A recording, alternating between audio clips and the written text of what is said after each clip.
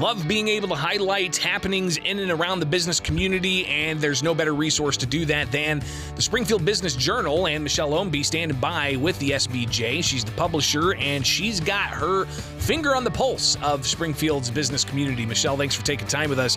Big day yesterday for small businesses all across the area with the Greater Springfield Chamber of Commerce Small Business Awards. I was honored to be able to MC that and talked with the award recipients. We heard from two of them, the new and emerging business and the small business owner winners. But let's get a review of all of those winners. Good morning.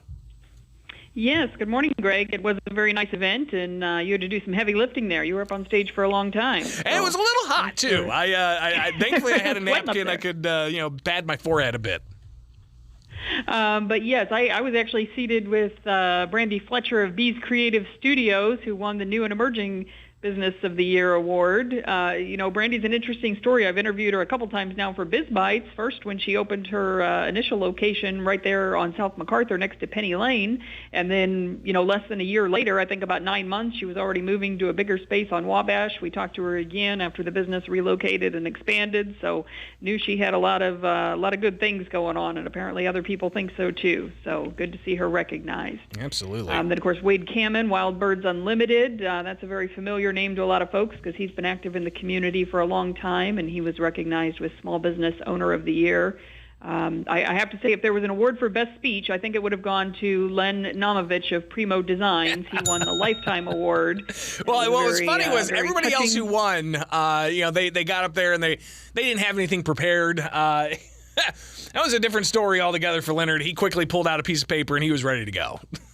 Right. It was not 5 pages as he promised, but no, it was a very, very nice speech he had prepared there. And then Molly Barron with Compass for Kids. I've known Molly for a number of years, and that's a great story too. She won the Nonprofit Business Director of the Year, and of course that's a nonprofit that she actually started herself. I mean, you talk about a labor of love, just born out of her own passion for working with homeless and underprivileged children, and she has really grown that thing over the last 10 years or so. That is quite an institution now, so she's doing great work in the community. No question. So the Greater Springfield Chamber of Commerce Small Business Awards, we'll be hearing the rest of the week from Primo Designs and then also Compass for Kids.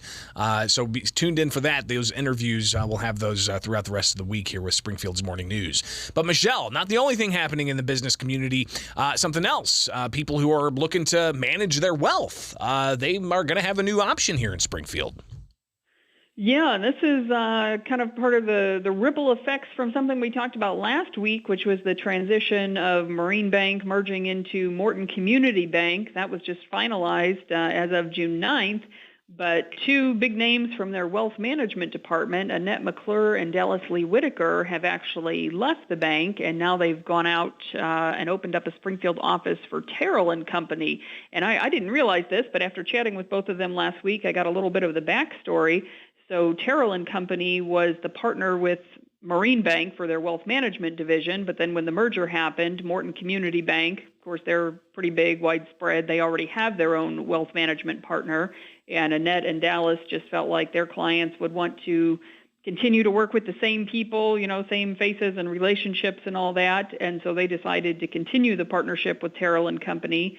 And Joe Terrell, the founder, it was originally from Springfield. The firm is now based out of St. Louis, but about a third of their business is still in Springfield. So Annette and Dallas said it was a pretty easy decision for them to just keep working with Joe Terrell. They've now got an office over there out west on Park Place 1.